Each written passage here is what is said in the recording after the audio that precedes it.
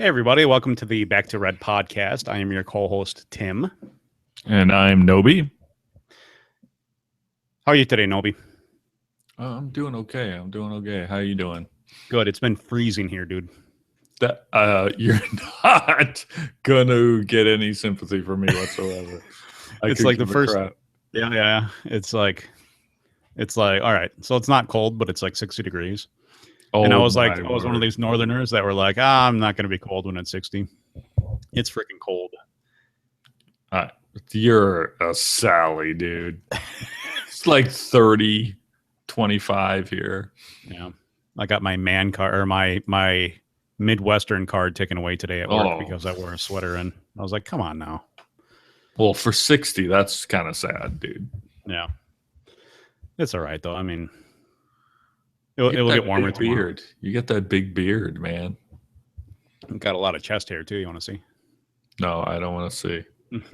We should have beards maybe in our thing. Yeah. There you go. Beard Masters. Beard Masters. Good deal. How was your weekend? Last weekend, I did a little work. What did we do? I don't know. We didn't do a whole heck of a lot because Becky worked and I worked. We watched the baby on Saturday. So not a whole heck of a lot, but we're off right now. We got the whole week off together. So that's kind of nice. Oh, yeah. This is Turkey Week. This is Turkey Week. So and I normally do theme things about like why you shouldn't celebrate your holidays. Yeah. You usually like ruin holidays for people. Yeah. I'm like Christmas, secular holiday. Easter, invented to cover up a secular holiday. Thanksgiving, are we really thankful? Wow. That is bitter. Yeah. No, I have no beefs today. That's good. But I got to brew beer over the weekend. Remember I told you last podcast? So it was awesome. It was a lot of fun. It took like forever. It took like 6 hours to do. Part of it was just because I was learning and he was kind of showing me all the different steps, but it's pretty cool. There's a lot that goes into it. I don't know if you've ever learned about making beer or whatever, but I have a friend that way back when that used to do it, but I never actually watched the process. Yeah. It's like one of those things. I've had a kit here for a while. I'm actually looking at it right now that I never used because I was missing a few components and everything. But this guy went and brewed with. He has like all the equipment. He's got most of like the major stuff that you need, and he's got a lot of experience. He's done it a bunch, so it's pretty cool. I'm excited about my first batch is going to be good. That was kind of what I was paranoid about. Well, so you have to wait, right? Yeah, it takes. Drink it. Yeah, so you boil it. You pretty much make sugar water for the yeast to eat and make alcohol. So that takes about a week, and then it goes into like another fermenter for another week, and then you bottle it. And I think the bottles take about a week too, so about 3 weeks or so, and then you can actually drink it. Oh my word! No, I just don't have the patience for that. Yeah, you do. If you like beer, you do it. It would drive me insane. Yeah, I don't like beer, so that would also be another deterrent. Yeah. Well, let's see. So if it takes about 6 hours total to do it, you watch football games every Sunday, right? And those are about 2 hours long. Yeah. So you have the patience to sit there and watch your team lose or win, but you don't have the patience to lose. My team doesn't lose. It's not solid work either. It's a lot of like in between stuff. Go boil it, wait a half an hour, go do some stuff. So you can do it off and on. I mean, were you hanging out with the guy, or were you doing it at home? We hung out pretty much the whole day on Sunday. Ness and I, both he and his wife does it, so that's kind of neat. They both enjoyed it a lot. And Ness isn't like a huge beer fan. She likes some beer, and I'm trying to get her more excited about it. Yeah. But I think it would be kind of neat if we can both do it together. But we'll see. Yeah. How it goes. So you know what I'm doing tonight? Trivia. No, that was last night. Oh, we won, by the way. Yeah. What are you doing tonight? Tonight, well, two of the guys from my trivia team, we're going to go to a couple movies in a row. Creed. Yeah. We're going to go see Creed and then the James Bond movie back to back. Nice. That would be fun, actually. Although one of them, Steve, he listens actually to the podcast, Steve Stenberg. Yep. He wussed out on the second movie already. Yeah. You got to get up early. No, it wasn't that. He said he had something else to do. It better be a chick or it's unacceptable. Yeah. It's like, I got plans later. I'm like, you didn't have plans last night. Yeah, but I do now. Better be a girl. That's all I'm saying. He needs to find himself a good girl. Yeah. No. That'd probably do him some good. Yes, sir. So, yeah. Come to find out, this guy that I was talking about brewing with is kind of like at the same place I'm at right now with religion. It's kind of really interesting. It's so we met him in a bar at that brewery or whatever, and then we got to talking, and he like used to play guitar for his worship band, you know, and then kind of got in the same funk and hasn't really found a way out of it. And it's kind of cool. One of his friends, like right after we were talking, he had one of his friends come over. He actually came over for part of the brewing, and come to find out he's like in the same area too, you know, the same like kind of in between, you know, where they're at with their relationship, with religion and God and everything else. So it's been kind of cool just finding more people, especially these are all local guys, right? So, but it's been kind of neat finding more people that are kind of in the same areas as I am, at least, and I think to an extent a lot you as well. So it's kind of neat. I think we're gonna get together and you know, just talk about some stuff. You know, it's just kind of a cool. I don't know what will come of it, but it will be neat to talk to people that are don't really know what to do next. You know, I don't know. I'm kind of excited about the whole thing. Yeah, that is good. Because even on the show, I've said a couple times, it's like I want to make friends, obviously, since we moved down here, but I don't want to resort to having to go to church, which I know I could do. You know, I know I could go to church. There's a couple really big ones around here, and there's got to be somebody in that big church that, you know, is kind of like a, you know, like a Dave and Karen Jeffers or whatever that we just get along with really well, and we can play this whole church thing together, and it will be fun. But it's like I don't want to go to that extent. It's like not where I feel comfortable right now, and so I don't know. I'm super excited about these guys. I mean, just to have like good conversations about faith that aren't so much stuck in the dogma of like an evangelical type faith or whatever. But it seems like those are always the best conversations, you know, because you can all be open and be like, hey, you know, we have no agendas moving forward. We really don't know what we feel about, you know, some of the things, the Bible with Christianity or whatever else. So. Right. And hell's probably something you're okay with then. Going to hell? Yeah. Sorry, that was a bad joke. That was a really bad joke as he drinks his beer. Yeah, it's all right. Let me wash that down with beer. Let me wash it down. Yeah. I know. Yeah, it would be nice. I got a few friends. We don't really talk about religion that often, though. I don't really have anyone that like, this is probably my one outlet for it. Yeah. The podcast. You need to get out there more. Oh, I'm out there, but now what's the point in making friends if you're not trying to convert them? Yeah, that's what I'm talking about, man. That's what I'm saying, bro. Switch going on. That whole. No, I make friends. At trivia, I make friends. Like DJ, you know, the DJ at our place is starting to become a friend. He keeps calling me. He started calling me by my name, Eric, which is not the name I typically go by. Mm-hmm. And he likes a lot of the same stuff. He's a geek too, so he's into a lot of the same shows I watch and stuff. So he's a pretty nice guy. Then there's my best friend from the GameStop.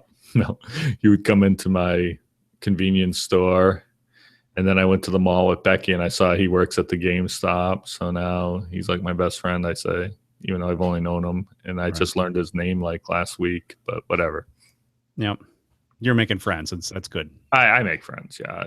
It's actually nice not to feel like, the whole reason to make friends with this person is to get him to say the sinner's prayer. Right. Because that seems like to be the only reason that man, there's lots of noise. The heater's going off. The kids yelling in the back. Can you hear her running around in the back? Oh, but my kids are all banging and stuff too. Yeah. All right. Well, hopefully no one can see, but hear it. But focus in on our voice, people.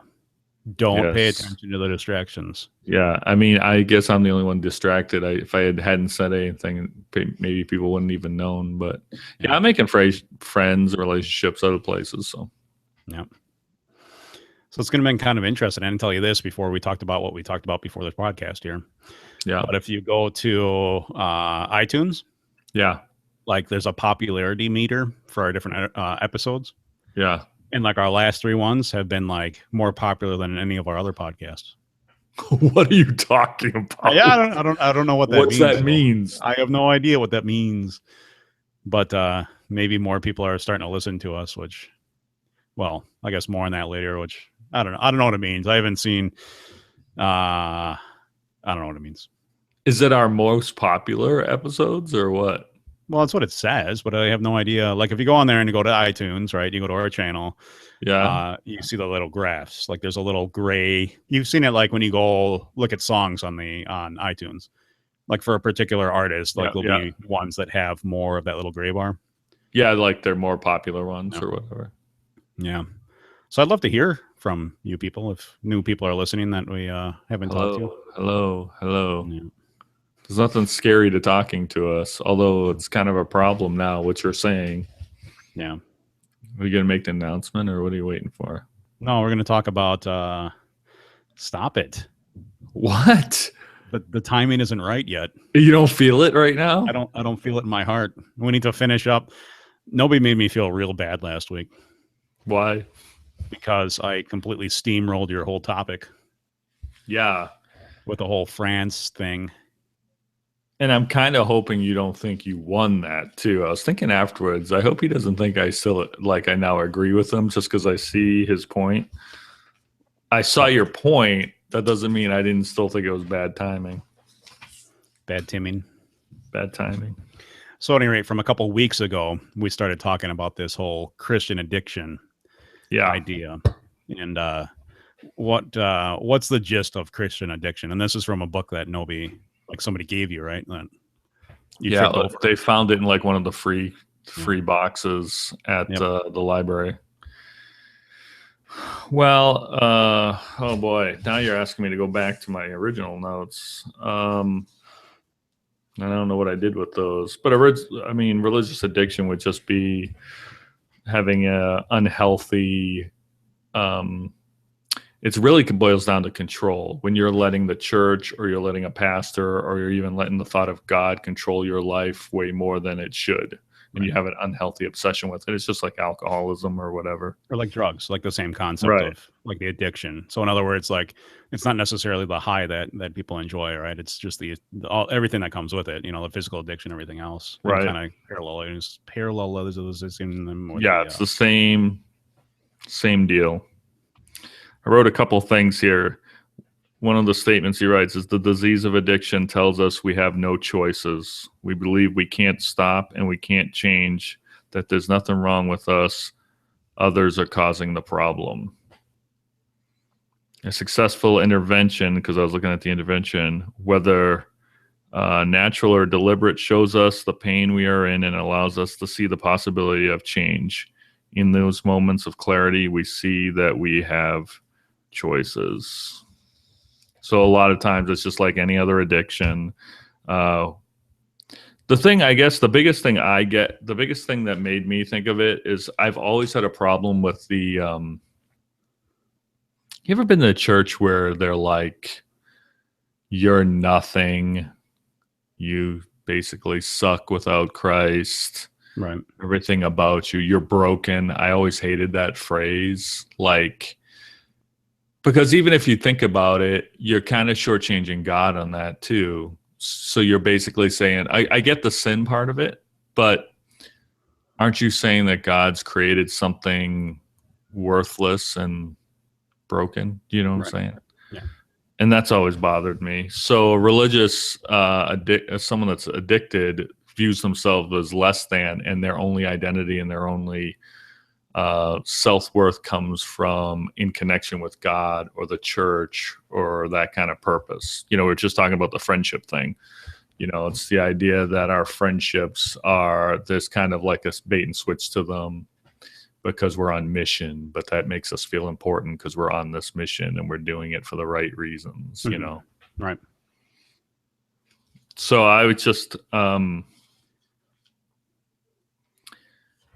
am just going to look. I'm sorry. I am looking at my notes, and I wrote in 2 different places. And I wrote all the steps. This is just like any other addict. This is really boring right now, I know, but step 1 is just admitting you had a problem. Step 2 is fighting through the anxiety and fear that naturally comes in anticipation for the long road ahead.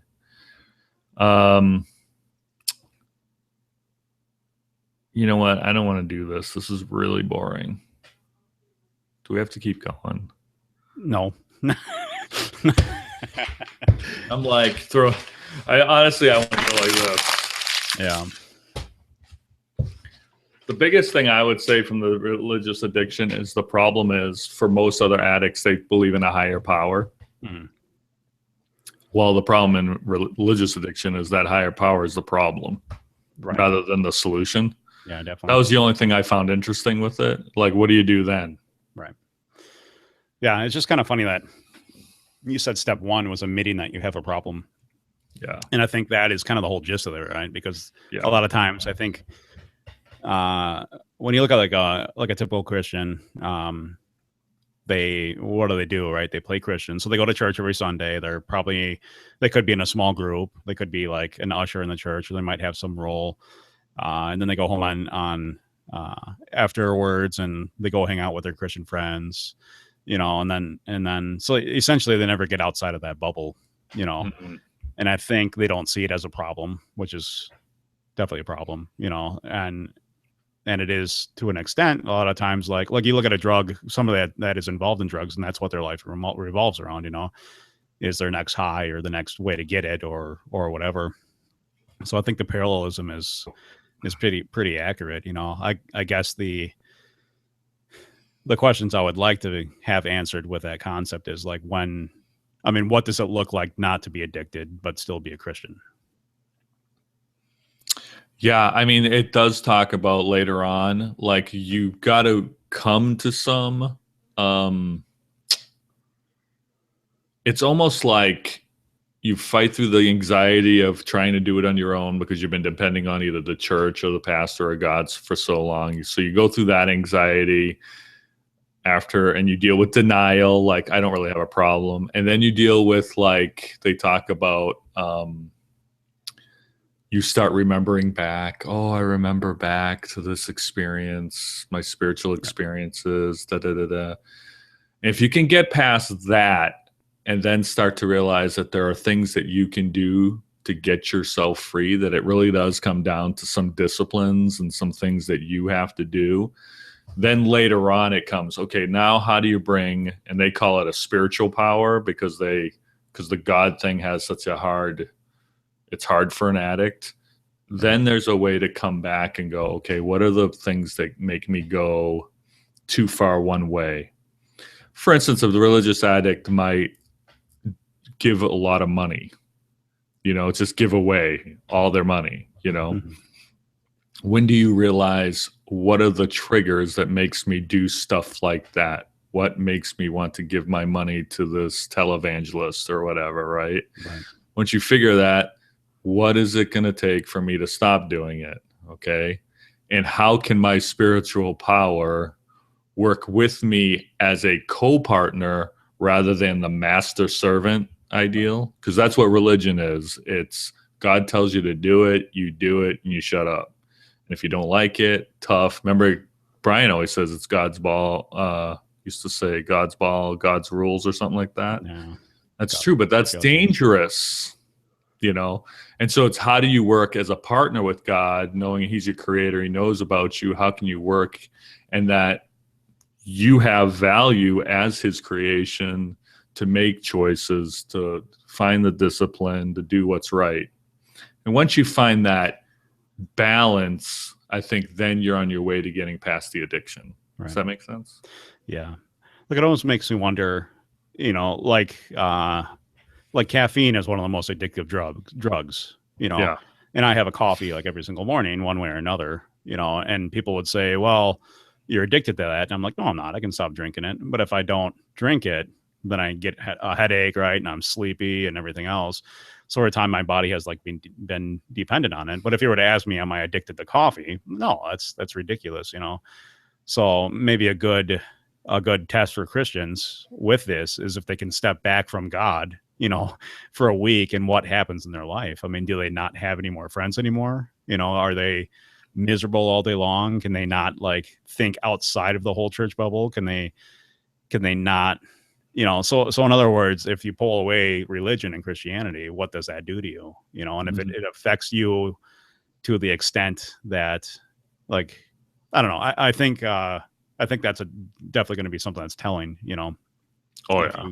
If you are having that problem. If you're having because even if you quit coffee right now, the reality is it may not be as severe as, say, if you were on meth or something, but you're going to have some sort of withdrawal. Right. And it's going to show physically. How does religious addiction show physically? It probably doesn't. It's more of a mental, emotional. That's maybe why people don't pick up on it as much. Right. Yeah. And same thing with coffee. Nobody thinks twice to question that type of thing. But yeah. So it's kind of interesting that there's a ton of parallelisms within the. I see it all the time. I mean, honestly, in the church, I see it all the time, and even on my Facebook posts, I see it. I think I mentioned this. I used to know a woman who would pray, like, you'd be playing cards and she'd be playing for the right hand. And if she got the right card, she'd be like, thank you, God. Oh, God, thank you. And I'm like, those type of things make me start thinking a person is addicted. Like, when you cannot even let a sentence come out of your mouth without that kind of talk, it just, to me, it seems like you're moving towards addiction. Right. Like, when you can't make a choice about, I don't know, what TV show to watch. That's probably a little light, but like, I know I've talked to people where they're like, should I buy this car? I'm going to pray about it for a few days. Come on. You know what I'm saying? Dude, it's a car. Right. If you can afford it and you're not going to put yourself in debt, do it. Yeah. I don't think God, I used to say, and I just saw something like this too, watching Survivor and the people that are Christians every morning I pray, and I know God doesn't give a crap if you win $1 million on Survivor. You know what I'm saying? Give him a break. And you're not representing him out there. Oh my word. Splitting your pants. That's one of my least favorite things to happen on Survivor, when there's a Christian, like an over the top. Yep. The other a couple seasons ago, it was the girl from Full House was on there. She's a Christian, Candace Bure or some Candace Cameron or something. Oh man. TJ. Yeah, it was not pretty. Yeah. The whole time she was making me crazy. Because it was the typical, I mean, who's the guy from Growing Pains now that's on all the evangelical stuff? Kirk Cameron. It's her brother, right? Left Behind, yeah. Oh man. You have no idea, man. I went to Liberty to finish my religion bachelor's, and I had to watch in an evangelism class, him and this British guy do this "are you going to hell" thing, like on the street, like, and it's so offensive. And I'm watching it going to school going, I have to act like I agree with this method. Oh my gosh, get me out of here. It was horrible. Yeah. Yeah, I would really like to hear some other people's opinion on it, because I know some of the feedback we'd get from people would be like, well, of course you should be missing, like, if you take a week off without God, it should really affect you, because he should be so much of your life that, I would never want to do that. He would never do that to me, like all these arguments and things. But first of all, I think God has big shoulders, and he's not going to be offended if you're, trying to see if there's some fluff in there that you can be getting rid of, or you can actually, be getting some solid relational ship things or whatever figured out. I don't think he's offended by that. Well, I'll throw it the opposite way. If I'm online with God, I'll tell you right now, not everything's hunky-dory perfect. Do you know what I'm saying? Like, if that's the opposite, I think we put too much into that. Like, we always are being told, if we're praying and we're It's almost like Hulk Hogan. If you're praying, eating your vitamins, whatever, your life's going to be great. But that's not true. Yeah. I can tell you from experience that's not true. I mean, I could do my devotions every day. I could be praying 12 hours a day, whatever. That never made my life perfect. But the opposite's been true now. I haven't been going to church. I haven't really been doing devotions. I haven't been praying hardly at all. And I can't say my life's any worse. In fact, in a few ways, it's a little better. Right. Yeah. Yeah. And it kind of makes you wonder if all those things are, contributing to, because now it's like, yeah, you read your devotion, you do your devotions, right? Or you pray. It seems like you're being more authentic maybe because you're doing it for the right reasons now. You're not doing it out of like something that you feel like you just need to be doing, Right. So I know from our background, the control thing's a big issue. I think most of the stuff I dealt with growing up was a control issue. Yeah. It was their way of controlling me and keeping me from doing stuff. Where were we? Becky and I were just talking about Maranatha today because we hate to admit we're from there. Yeah. But we went to this new restaurant. It's just a little dinky place. It's the Great Harvest Bread. They make bread there, but they also make some good sandwiches at lunchtime, Mm-hmm. And but the parking lot's in the back, so you walk up front, and then there's just like this grass patch. So you have to walk all the way around onto the sidewalk. I was tempted to walk across the path, the grass, and I said, do you think that's a Maranatha thing? Because when we were at Maranatha, there was this big field of grass between the men's dorms and the main hall. Yeah. And we would get in trouble if we walked across the grass. I mean, literally, we would get in major trouble if we walked across the grass. Yeah. So I had like a little bit of, is that how they mind melded with me to keep me from ever walking across grass when I shouldn't? Yep. Telling you, dude. Hey, Pensacola wasn't much better. I mean, they had the same goofy crap, like the same like different sidewalks type situation, and like you can't talk to a girl past like 7:00 at night. Yes, we had that too. We could not go past the gym because then just past the gym was the women's dorms, so we couldn't go near that. Yeah, that's fine. If we wanted to date on campus, we pretty much had to go to the dating room that had all the couches in it, and we used to have a cushion in between us. Yeah, one cushion in between you. I remember that at Bob Jones. We used to go there for like for nationals, like because I played in the band in my high school, so we would go there for nationals, and there was like this scary room above, like where was it at? I don't know, like their community area or whatever, and it was just this huge room with all these like couches in there, and it was like this is weird, It was terrible. It's like throw some bales of hay out there for the cattle and let them feed, and they won't try to jump over the fence. I'll never forget when Becky and I were dating. We were in there, and she had just gotten word that a friend of hers from high school had died in a helicopter crash. She was in the Army. So I she was crying. So I was hugging her. I got in trouble. Of course. Busted. Yeah. Busted for trying to console her. Yeah. Wasn't like I was trying to take her right there on the couch in front of the dean's office. I was just trying to make her feel better, but that's not going to happen. So. I forget. I got brought into the dean's office, talked to about that. Our dean was like Hitlerish. Yeah. We had something at Pensacola called Socialize. Yeah. Did you guys have that? No, so socializing I don't know. Would be like if you got caught like kissing a girl or something like that, they would socialize you, which means you couldn't talk to the other sex for like a set amount of time, like 2 weeks or something like that. Like you couldn't even talk to them. Oh my gosh. You were socialized, and it would be like off campus the same way. Like, I wish I had. You're not allowed to talk to girls off campus anyway, but like if you see them, like you can say hi and move on, but that was about the extent of it. But yeah, you couldn't talk to girls. It was like, I wish Becky was here. These are like adults, you know what I mean? Yeah. So it's a college. I mean, you're 18, 19, 22 years old, and they have these ridiculous, goofy rules, and they somehow think that's healthy for you, and somehow think that's getting you ready for, the way the real world is. I don't know. Maybe imagine a university like the ones that are here having to, like, if Becky and I wanted to go on a date off campus, we would have to write out a pass. We'd have to have at least a third person with us. I mean, it was the biggest rigmarole in my life.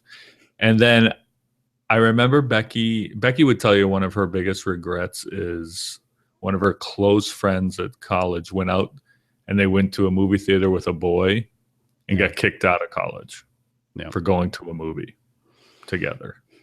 And I remember it. I didn't know them very well. It was my first year and they had been there like 3 years ahead of me. And I was like, they were all traumatized and everybody was doing the gossiping thing. And I'm like, oh my gosh, this is unbelievable. Yeah. Yeah. I know I've talked about this before on the podcast, but it's like when I got out of there, it was like getting out of jail. Oh yeah. Like it was that, I would say even to this day that affected me. Like I went to jail for a year just because it's like, I don't know, like I don't make friends super easy. I didn't make friends there super easy either, so I didn't have a whole lot of friends, and it was just a really lonely, depressing place. It's like, I don't know.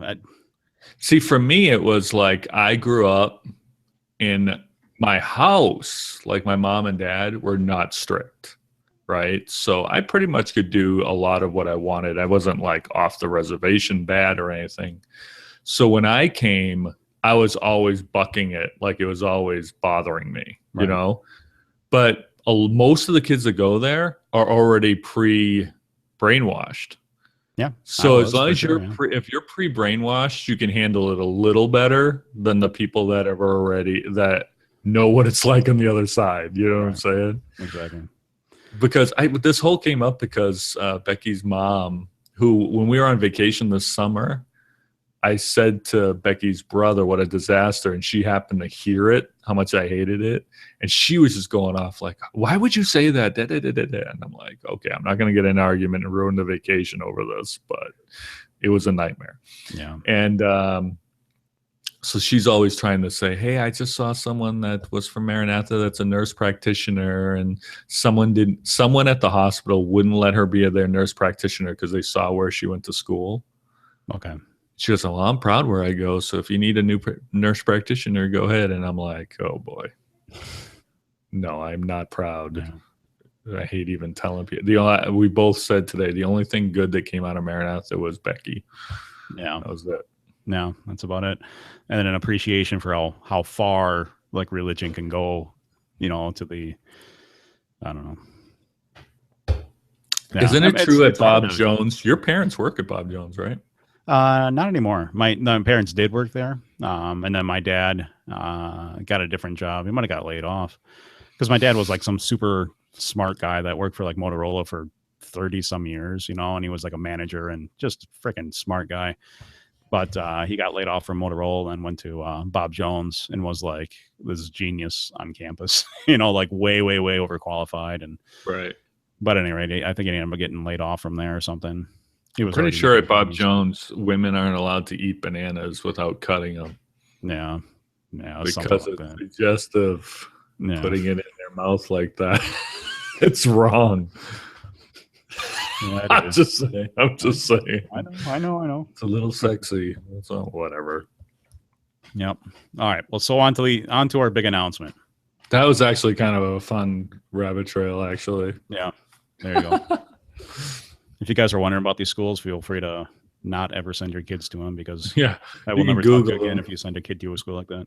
Yeah. Like I would almost I could get mad enough. I can go on a campaign and try to shut those schools down because I think they're one of the most unhealthy things that you can possibly send a kid to. And thank goodness that they're tax, that they don't get government funding and all that other stuff because that's a bunch of crap, man. It's man, those schools are like one step away from evil for me. You want to read a good book? Oh, you go ahead. I'm going to move out of the picture for a second to get my phone because I want to look up a book so I have it in my recommendation. You make the announcement. I'll be listening.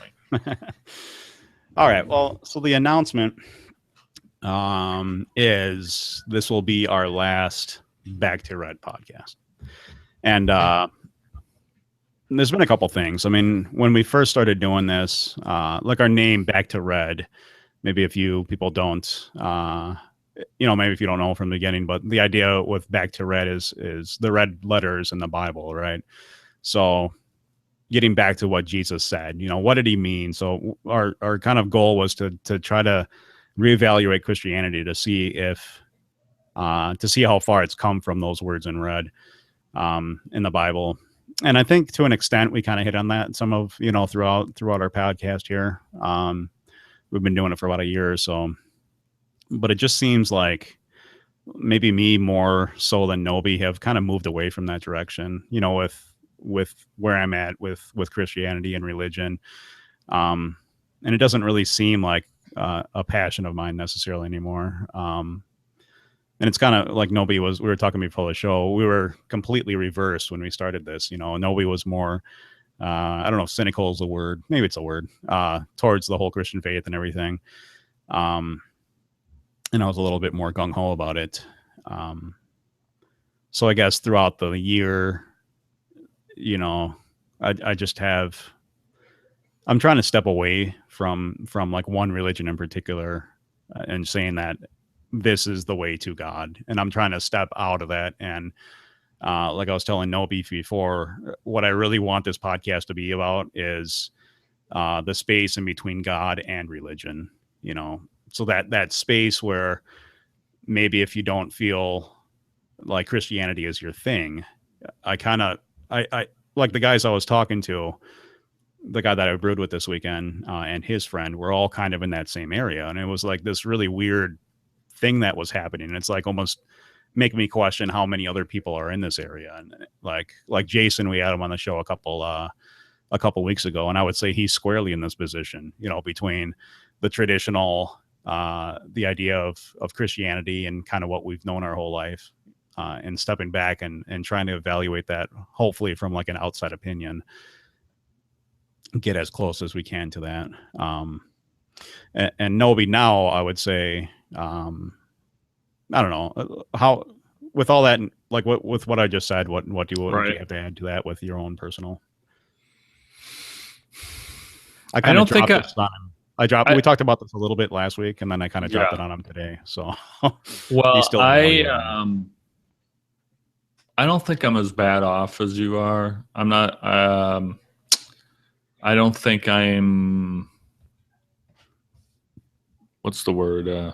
I'm not quite as cynical as I was probably even 6 months ago, and I want to believe there's a good place to go in the whole Christianity. There's a good place, there's a safe place to be, love Jesus, not be a total idiot and blah, blah, blah. But at the same time, I'm not running the church right now. I'm not running to, all those disciplines I've been talking about. I mean, I just read a really good book by my friend who wrote his dissertation on spiritual development and stuff.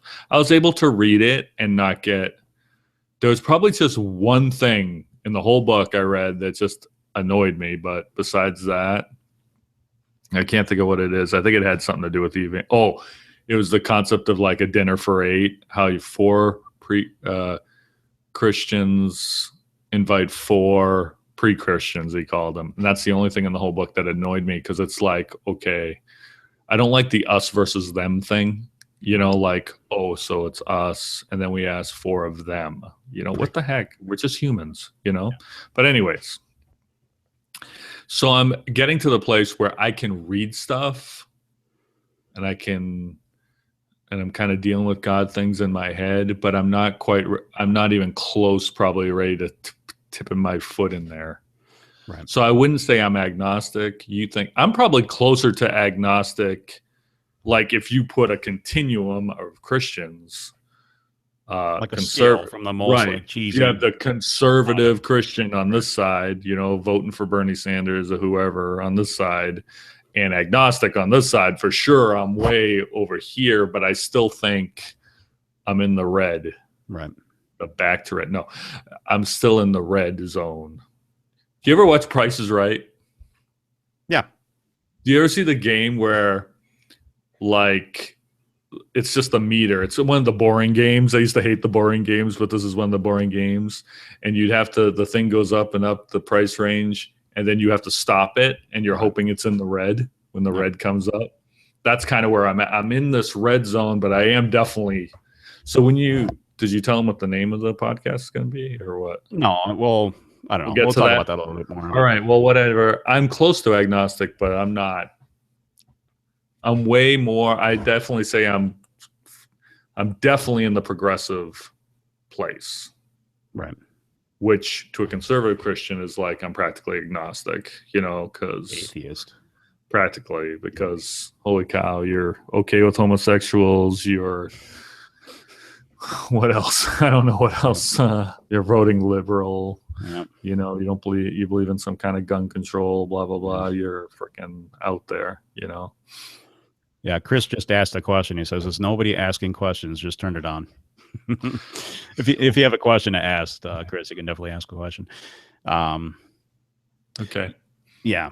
So the good news is we're still going to be doing a podcast, but we're going to be kind of reformatting it. We'll be changing the name, changing some of the other accounts. See, we're kind of we fall in this really weird area right now, So kind of we started out, and like our first review was like, what was it like? Very, very damning of us. Like how could we call ourselves Christians and say some of the things we did? Right. It's kind of funny that's kind of set the tone for this whole thing, So it seems like from day one we didn't really fit into a Christian niche necessarily. Mm-hmm. And it's just hard to get people to listen to a show where you have back to right and the whole concept of getting back to what Jesus said, but then they're hearing things that they think he hasn't said, which I would argue with him. But so it's kind of, I don't know, in some way, maybe to him like a bait and switch type idea. Yeah. I mean, our name is kind of misleading for where we're at. Right. Yeah. And I would definitely agree with that. So I think it's going to be easier to get more people to listen to the show. It's going to be a different show. I mean, a lot of times we pull some punches on this show because we know there's a lot of, people that are kind of searching through their Christianity and where they are with that. And I want to respect that, on the show. That's why a lot of times I, just don't let loose, and we normally try to keep our language pretty clean, and things like that, just because I know there's people on different levels. But, on this other show, I'm want to let loose a little bit more. And I'm not saying it's going to be, F-bombs here and there and everything else. I'm just saying I'm not going to be as worried about offending people necessarily. I'm going to say things that I'm feeling in my heart about like religion and Christianity and everything else. And if you don't like it, I don't know, let us know, but that's not my goal, is to have a safe place necessarily for Christians to hang out, You were going to say something. I was just reading the new thing. I was going to say, Chris was like, yeah, I just asked a question, get my name said on. That's kind of funny. Anyways, yeah, I don't think we're going to be swearing left and right, but I think we definitely hold back. And I think it's kind of a bummer that we have to, Yeah.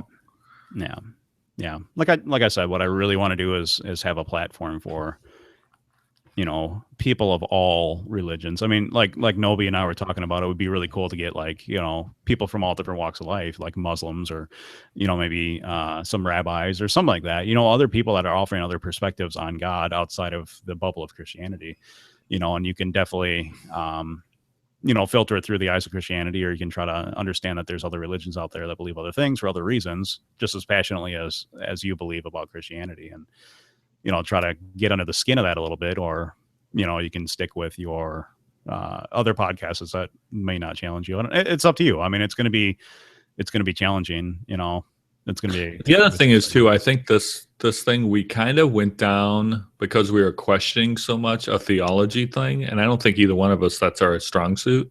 Right. I mean, we can certainly talk about it and research it and all that, but it's not really something that we can be super passionate about. Not that we have a problem with theology. It's just not our strong suit. That's what I'm saying. Yeah. This way we can kind of and it's kind of limited us, I think, a little bit. Whereas we can more now stretch ourselves and talk about current events a little bit more. Not that it stopped us at all from talking about current events, but right. I'd like to have, and we were going to have, and I think I'm going to try to find her again.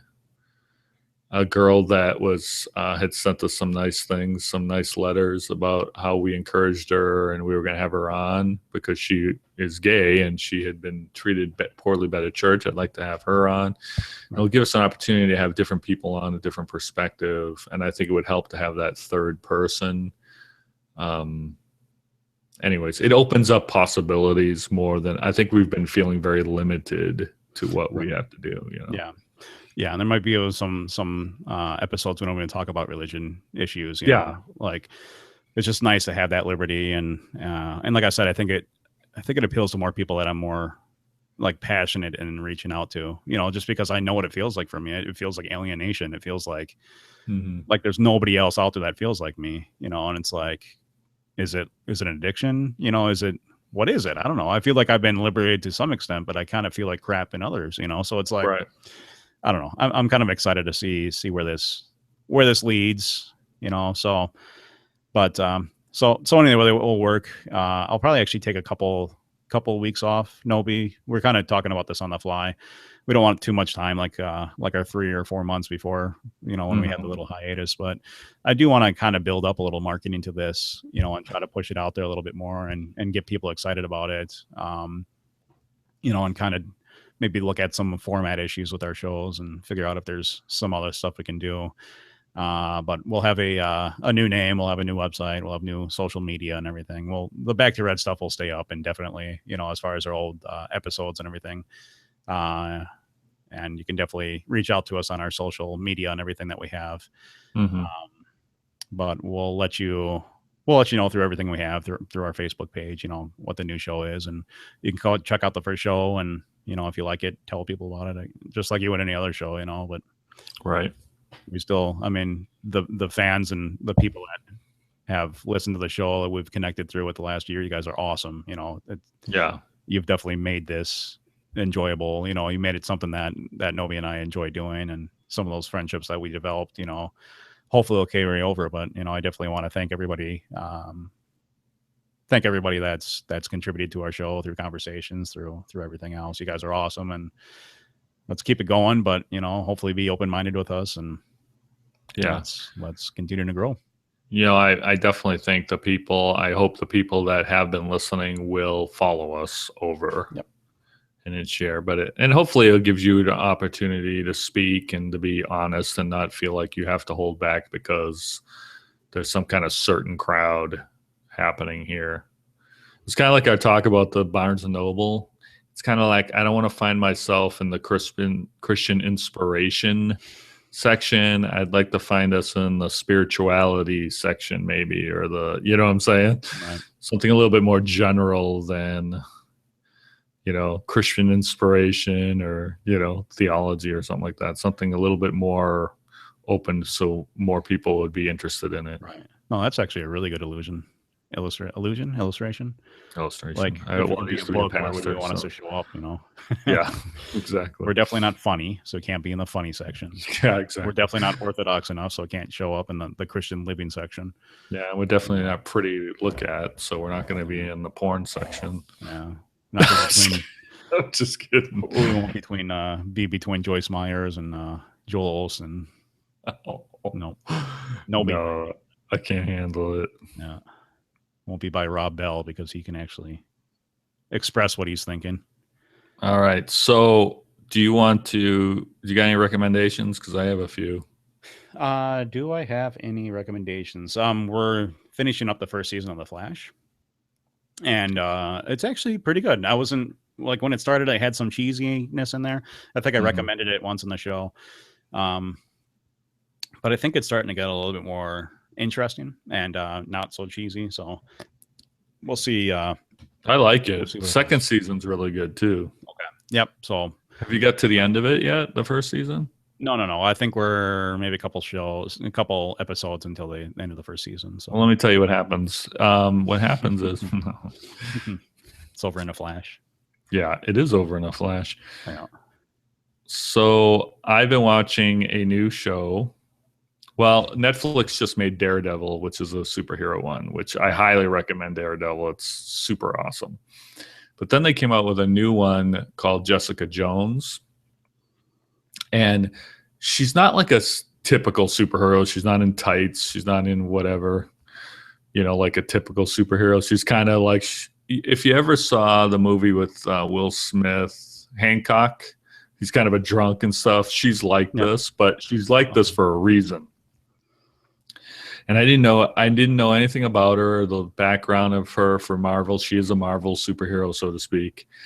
But it's gritty. The thing about being on Netflix, it can be pretty gritty, and it's going to have, they can get pretty dark. Yep.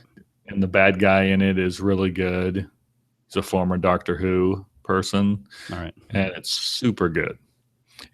I'll just tell you this, the villain's superpower is anything he tells a person to do, they do. He has mind control. He can mind control. All right. Now think about that. Like, he's he like can the guy tell in them Heroes.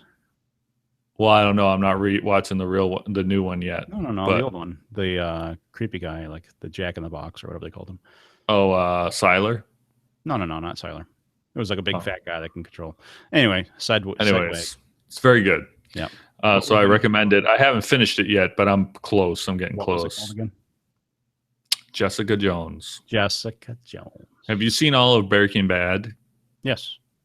Do you remember when Jesse had that girlfriend and she died in the overdose and Walt wouldn't save her? That's who it is. It's Kristen Ritter. It's Jessica Jones. All right.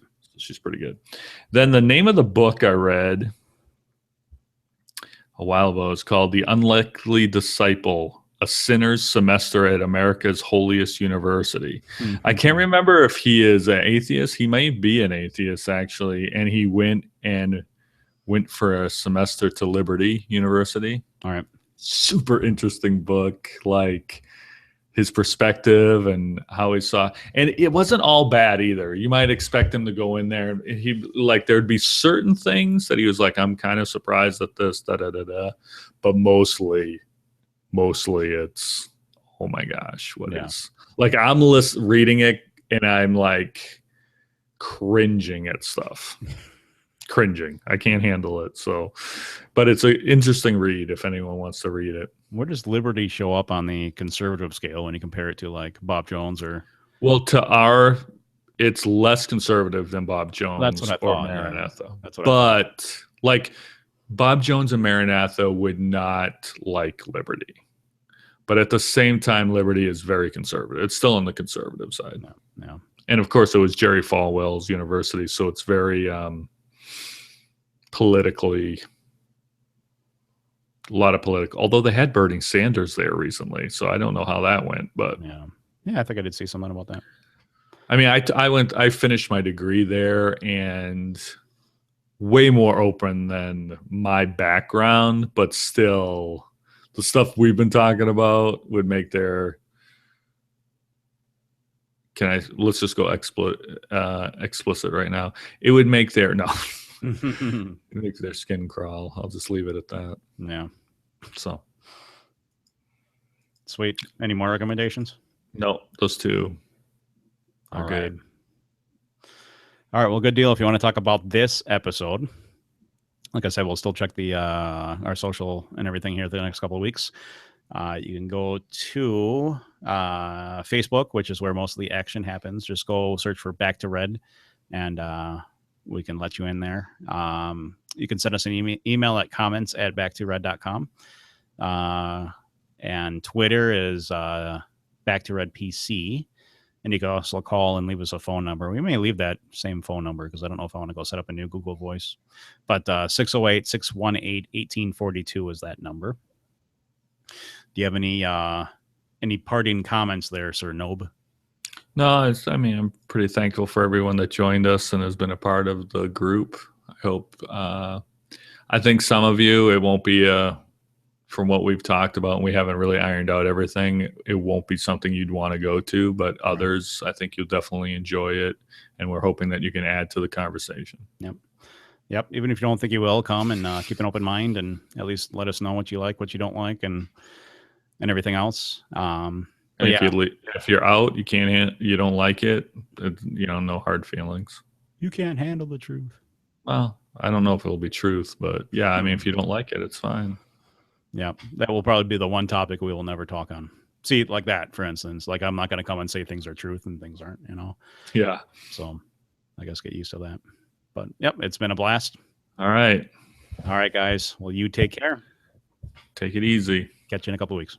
Yep. Bye. All right. Well, I'm excited. Even talking through it on the podcast, I think